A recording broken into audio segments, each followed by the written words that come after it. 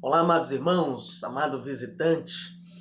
Que privilégio a gente poder estar em torno dessa exposição panorâmica de 1 Crônicas. Provavelmente o autor desse livro foi Esdras. O propósito dele para o seu público original, para os seus leitores originais, que é a tribo de Judá, naquele processo final do cativeiro babilônico, eles estão voltando para casa, voltando para a Terra Prometida. O propósito então do autor é encorajar eles a serem fiéis e engajados nesse processo de recolonização da terra e reconstrução do templo. De que modo, então, o autor desse livro quer encorajar eles a serem fiéis e engajados? Trazendo dois destaques. Primeiro, nós vimos na parte 1 que Deus é soberano sobre as nações e sobre os indivíduos. Agora, nessa parte 2, nós vamos nos concentrar no segundo e último destaque. Deus é central. Deus é central para o seu povo, Deus é central para si mesmo e, por fim, mostrando como Deus é central para você. De que modo que a gente pode contemplar essa centralidade de Deus aqui em 1 Crônicas? Primeiro, na Arca da Aliança. E segundo, no templo. Davi se esforça para trazer a arca para Jerusalém. Davi também pede permissão a Deus para construir o templo, como uma espécie de moradia para a arca.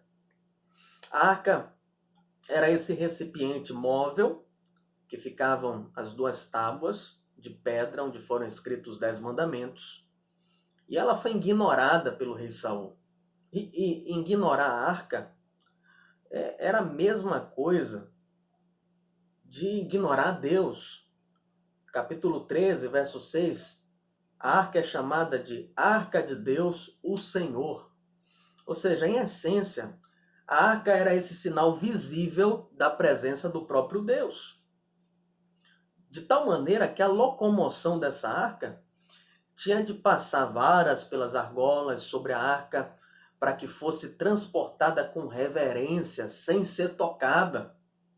Tocar nela de modo irreverente era sinônimo de morte. Você vai lembrar da história de Uzá. E 1 Crônicas nos lembra isso no capítulo 13. E chegando à eira de Quidom, estendeu Uzá a mão para segurar a arca, porque os bois haviam tropeçado. Então se acendeu a ira do Senhor contra Uzá e o feriu por ter estendido a mão à arca, e morreu ali, perante Deus. A gente vê essa história, parece um exagero, mas o que ela nos ensina é que não basta boas intenções. Nós não podemos nos aproximar de Deus apenas com boas intenções, de qualquer jeito. Mas só podemos nos aproximar de Deus como Ele prescreve que nos aproximemos dele. E é um alerta muito forte para a nossa geração que confunde muito intimidade com Deus com relação espontânea, emocionalmente sincera. O caso envolvendo Uzá também realça aqui a falha de Davi como líder, pois ele usou um carro puxado por bois para levar a arca, em vez de fazer com que fosse carregada por meio de varas, pelos homens, como Deus havia instruído lá em Êxodo, capítulo 25, verso 12 ao 14. Perceba que um erro de um líder pode custar a vida de seus liderados. É por isso que Paulo vai trabalhar lá no Novo Testamento também. Olha, Timóteo, se dedica inteiramente a essas coisas, a fim de salvar tanto a você como aqueles que te ouvem. Então o Senhor queria que a arca, como um símbolo divinamente ordenado por ele, também simbolizasse a sua majestade, o seu poder, um tipo de trono ocupado e tocado apenas por ele e pelos preceitos dele. Ninguém, nenhum líder, tem autoridade de conduzir as coisas de Deus fora dos preceitos de Deus. Por isso que Deus não quer uma adoração em nossos termos. Deus não quer uma adoração espontânea, sem preceitos operados por Ele. Deus quer uma liturgia com princípios e que essa espontaneidade esteja totalmente ordenada, orquestrada por esses princípios. Davi, ele é tão contrariado com esse caso de Uzá, a morte de Uzá, ele fica atemorizado, deixa a arca na casa de Obed-edom. E aí então o Senhor abençoou a casa de Obed-edom e tudo quanto ele tinha. Capítulo 13 registra isso. Por fim, quando a arca é levada para Jerusalém, ela é carregada agora como? Com varas, como Moisés tinha ordenado, conforme a palavra do Senhor, capítulo 15, verso 15. Perceba que Davi reconheceu o seu erro, voltou atrás e aprendeu que ele deveria administrar dentro dos preceitos regulamentados pelo próprio Deus. Você vai lembrar do pecado de Davi quanto ao censo. Nós trabalhamos no nosso panorama de 2 Samuel, em que ele contou as tropas e fez cair uma grande praga sobre o povo. Aqui em 1 Crônicas, nós vemos que Davi, ele reservou o pedaço de terra em que Deus fez parar a praga para a construção do templo. E ele dedica esse local, onde o Senhor mostrou misericórdia para com ele, apesar dele. A seguir, então, o Senhor informa ele que não seria ele quem iria construir o templo, mas o seu filho. Capítulo 22, seu filho Salomão. Mais uma vez aqui Davi é contrariado e ele aprende sobre a centralidade de Deus. O centro não é ele. Contudo, os 8 capítulos finais, Deus graciosamente permite que ele dedique a preparação para a construção do templo. Ele não vai construir, mas ele deixa muita coisa encaminhada para ajudar Salomão. Então, nós vamos nos certificar aqui. Será que nós entendemos bem essa centralidade de Deus para o seu povo? Vamos recapitular? Por que Jerusalém é central no Antigo Testamento? E em particular em 1 Crônicas. Jerusalém é central porque o templo está localizado lá. Mas por que o templo é central? O templo é central porque a Arca da Aliança está nele. Mas por que a Arca da Aliança é central? A Arca da Aliança é central porque simboliza a presença de Deus. E Deus é o centro de todas as coisas. Em resumo, em 1 Crônicas, a Arca da Aliança e o templo são centrais porque Deus é central. Por isso, então, o autor de 1 Crônicas, com isso, está alertando o seu público original. Lembrem o porquê que vocês estão voltando para reconstruir o templo. É porque Deus é central. Ele é o centro. Em nosso ponto de vista atual, nós somos muito privilegiados, porque a gente pode fazer teologia bíblica.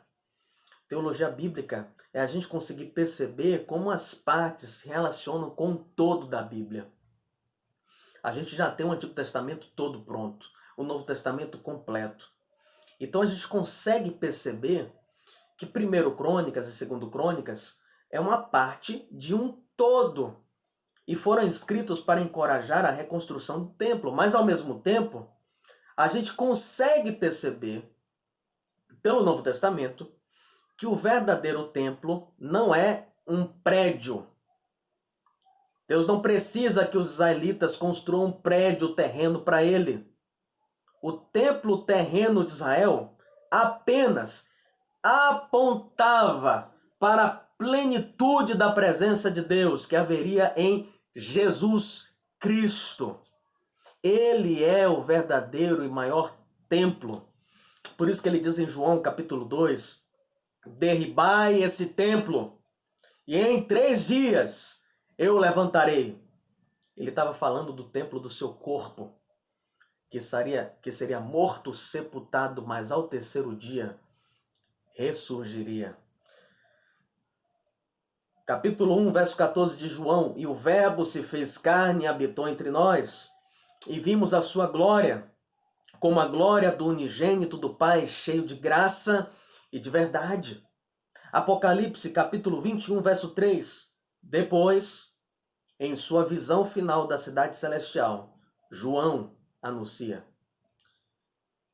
E ouvi uma grande voz do céu que dizia: Eis aqui o tabernáculo de Deus com os homens, pois com eles habitará, e eles serão o seu povo, e o mesmo Deus estará com eles e será o seu Deus.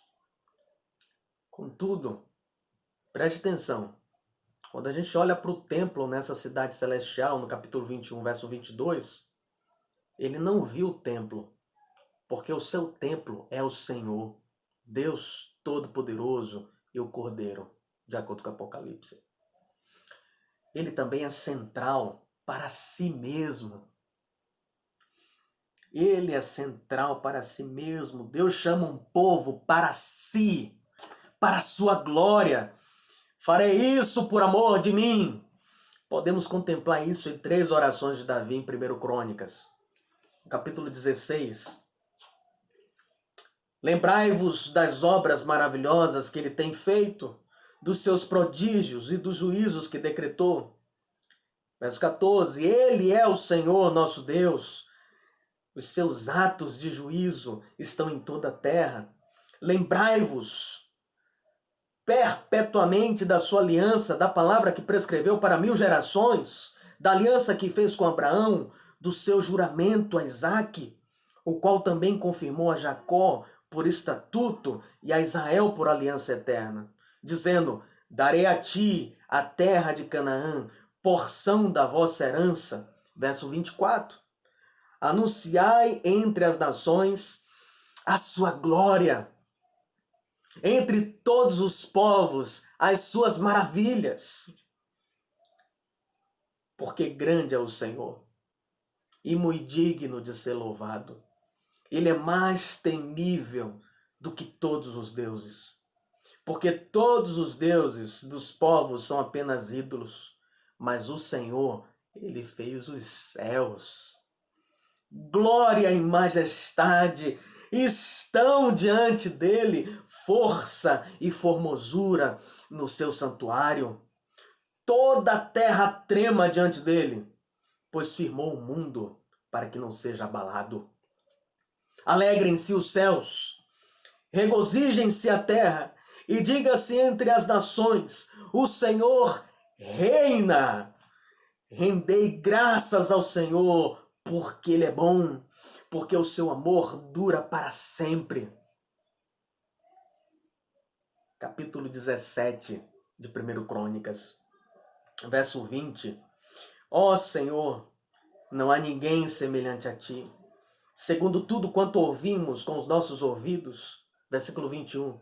Que nação da terra é semelhante ao teu povo Israel, a quem tu, ó Deus, resgataste para ser teu povo, tornando-te famoso e operando esses grandes e terríveis feitos em favor do teu povo, que do Egito resgataste para ti, expulsando de diante dele as nações e os seus deuses.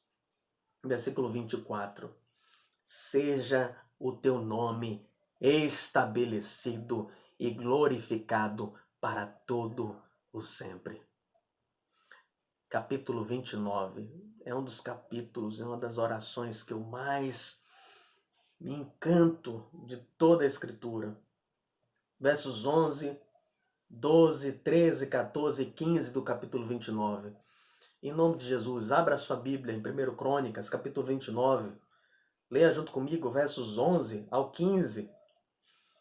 Ó Senhor, tua é a grandeza, o poder, a glória, a vitória e a majestade. Porque tudo quanto há no céu e na terra, Senhor, é teu. Ó Senhor, o reino é teu. E tu te exaltaste como chefe sobre todos. Tanto riquezas como honra vêm de ti. Tu dominas sobre tudo, e há força e poder na tua mão.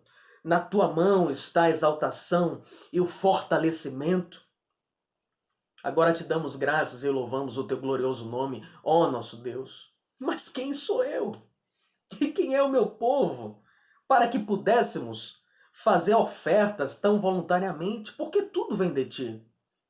E damos a ti do que é teu, porque somos estrangeiros e peregrinos diante de ti, como foram todos os nossos pais. Os nossos dias sobre a terra são como a sombra, não permanecem para sempre. Você percebe a centralidade de Deus em tudo isso? O nosso egocentrismo, o nosso orgulho, o nosso autocentrismo obscurece o que Deus pretende revelar de si mesmo. Esse humanismo que tem entrado dentro das igrejas obscurece o que Deus pretende revelar sobre si mesmo, um Deus glorioso, assombroso, terrível em glória e majestade. Por que a noção de que Deus é o centro soa como algo tão ofensivo para o ser humano? Qual a diferença entre a reunião de uma igreja em que Deus é o centro, de uma igreja em que o homem é o centro?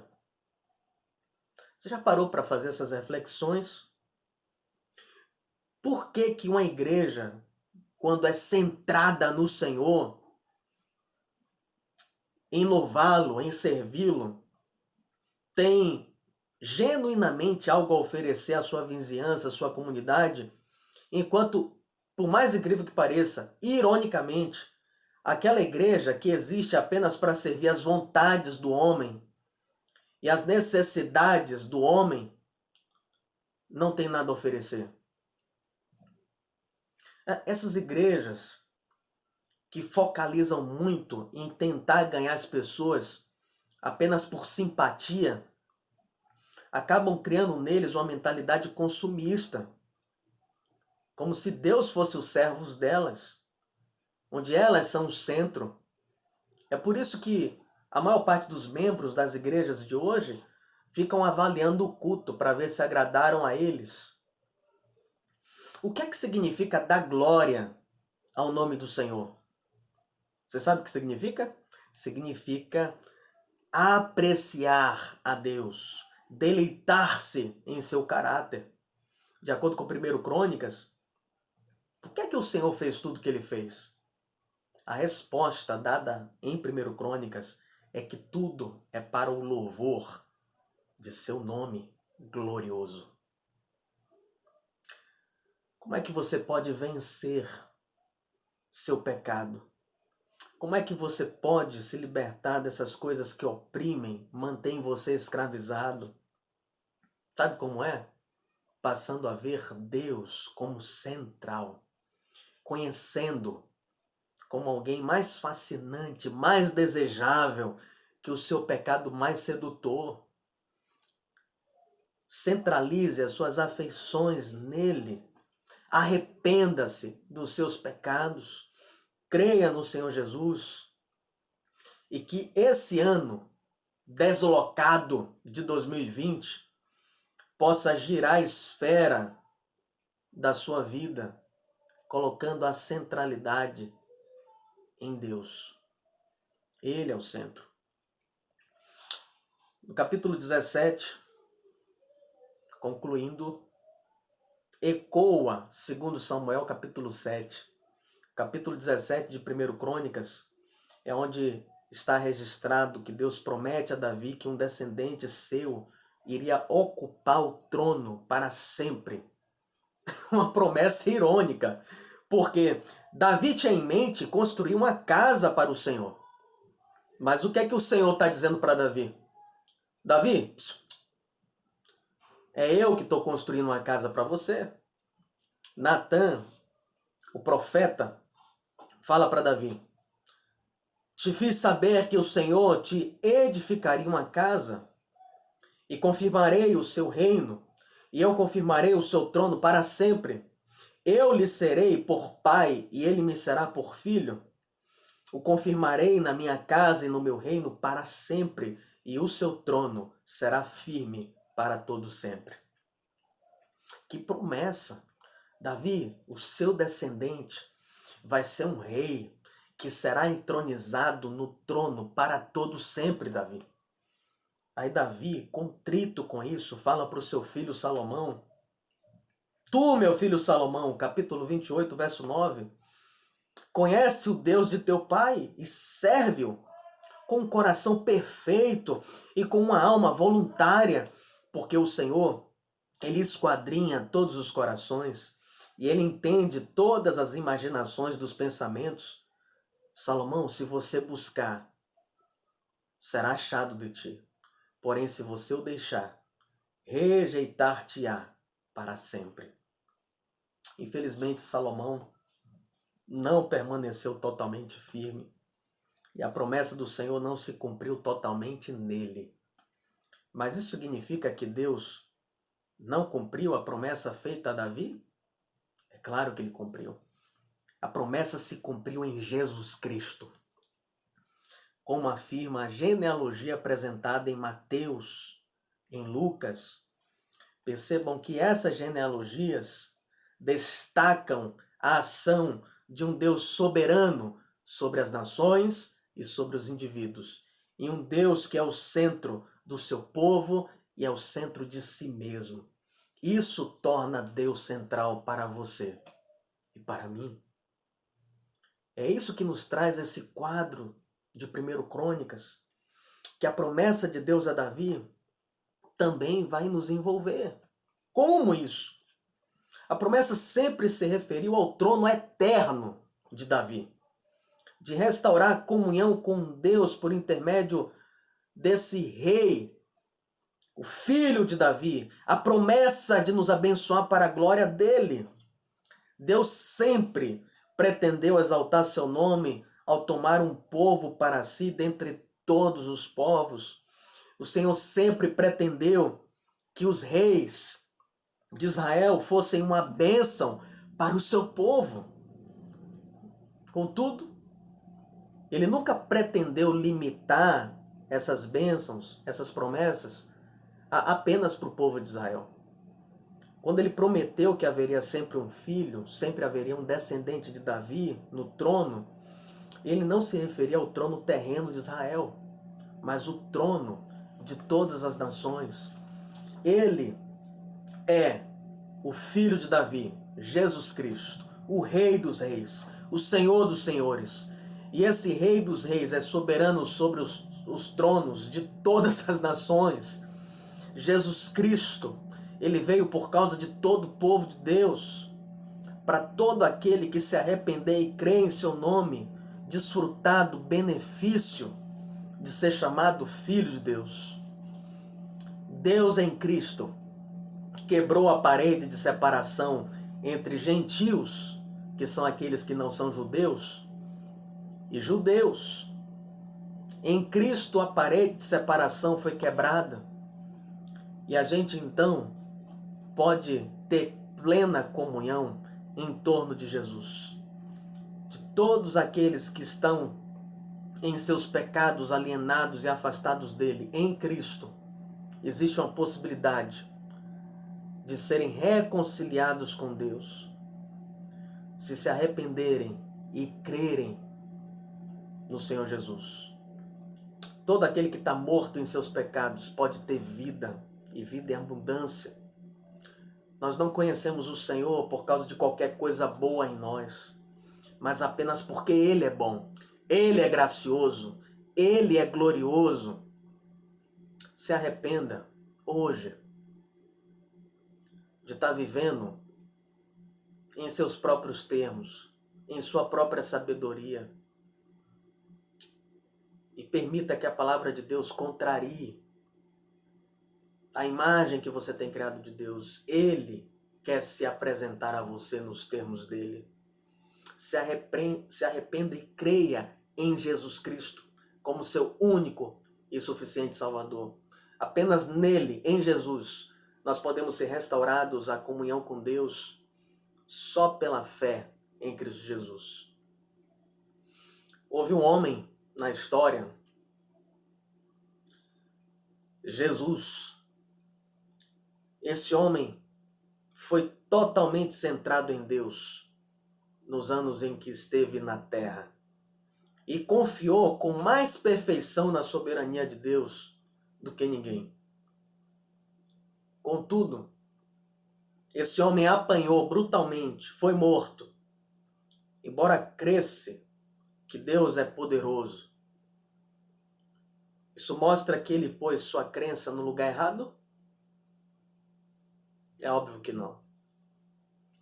Perceba que o fato de você centralizar a sua vida em Deus e entender que Ele é soberano, isso não vai poupar você de sofrimento aqui na terra. O sofrimento dessa terra é para lembrar que Deus é bom e que você não foi criado para esse mundo caído. Deus tem algo muito mais sublime. Ele mesmo. Ele é o centro. As circunstâncias difíceis, até insuportáveis de nossa vida, mostram que nossa crença no Supremo Deus é a obra mais valiosa que a gente pode ter. Não que é errada só porque está trazendo desconforto e sofrimento. Muitas vezes a gente está atrás de um conforto terreno, no aqui e agora. Mas a proposta de Deus não é no aqui e no agora. É de termos paz que excede todo entendimento aqui e agora. Desfrutarmos sim a intimidade com Ele no aqui e agora. Mas é de termos a consciência de que a nossa vida no aqui e agora tem implicações eternas. É por isso que a Bíblia tem promessas para o porvir e nos lembra que a nossa vida é vapor e pó. No que você tem centralizado a sua vida? Você tem centralizado a sua vida em alguma coisa? Sua família, emprego, segurança financeira, estima dos outros?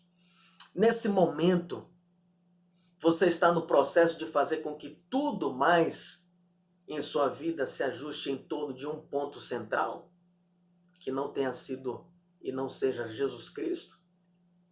Você tem vivido para quê? Para quem? O que é que preenche o maior espaço das suas preocupações, das suas inquietações? Apenas o Senhor pode estar no centro da sua vida. Apenas Ele pode ser o centro do seu coração e do seu amor. O que é que você tem considerado hoje mais precioso do que Cristo com a sua prática de vida? Quais são as suas prioridades? Onde está o seu compromisso? Ali vai estar a sua esperança. Se você está comprometido com a causa errada, você vai ter uma esperança errada. Você crê na soberania de Deus? Como é que você tem lidado com desconforto? Como é que você fica quando você é contrariado? Você tem tido sua vida centrada em Deus? Eu pergunto a você, quais são os frutos? E frutos que permanecem. Lembre que a justiça de Jesus, ela é aplicada naqueles que se arrependem e creem nele pela fé. Deus passa a ver esses que se arrependem e creem em Jesus não mais como inimigos, mas como filhos amados. Ele atribui a justiça de Cristo a estes. Quem crê no Filho tem a vida eterna. Mas não é apenas um mero acreditar. Tem que haver arrependimento, submissão e transformação de vida. Quem crê no Filho tem a vida eterna. Quem, porém, não crê no Filho, permanece sobre esses a ira de Deus. Como esse conhecimento do Evangelho capacita você a perseverar em meio às provações, servi-lo, sendo obediente no cumprimento da grande comissão. Lembra da grande comissão? Toda autoridade me foi dada nos céus e na terra. Portanto, Façam discípulos de todas as nações. E eis que estarei convosco todos os dias até a consumação dos séculos. Você está na companhia de um Deus soberano, de um Deus central, de um Deus que tem autoridade absoluta. Toda autoridade me foi dada nos céus e na terra. E você vai ter a companhia inabalável. E eis que estou convosco todos os dias, até a consumação dos séculos. O autor de 1 Crônicas quer encorajar o seu público original a serem fiéis e engajados na recolonização da terra, na reconstrução do templo, lembrando para eles 2 destaques presentes em todo o livro.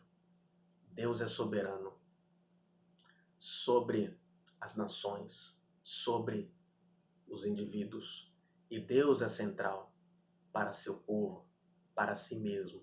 Ele é central para você. Se arrependa, creia no Senhor Jesus.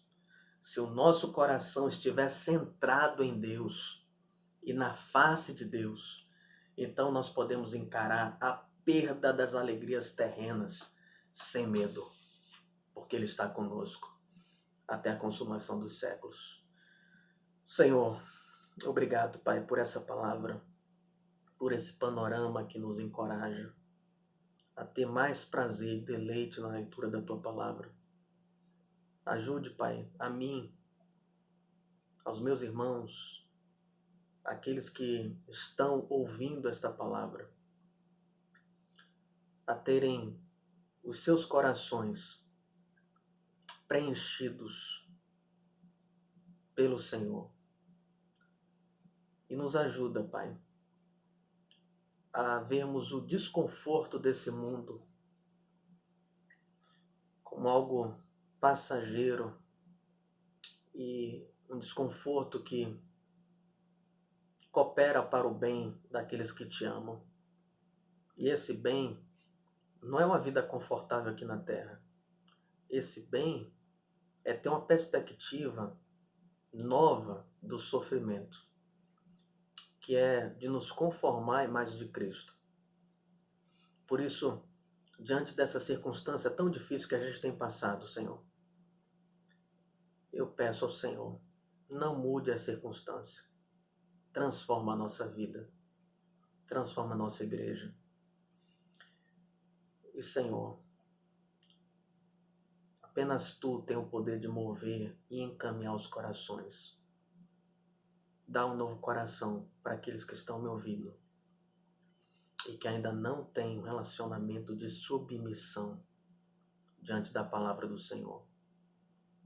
Transforma os questionamentos e o espírito crítico em culto, em adoração, e em maravilhamento com a Tua palavra. Ajude cada um, Pai, a não apenas pontuar dúvidas vazias e críticas sem sentido, mas um maravilhamento com aquilo que o Senhor nos ensinou. Com essa palavra, nós adoramos ao Senhor e te bendizemos, em nome de Jesus. Amém. Que Deus te abençoe em nome de Jesus.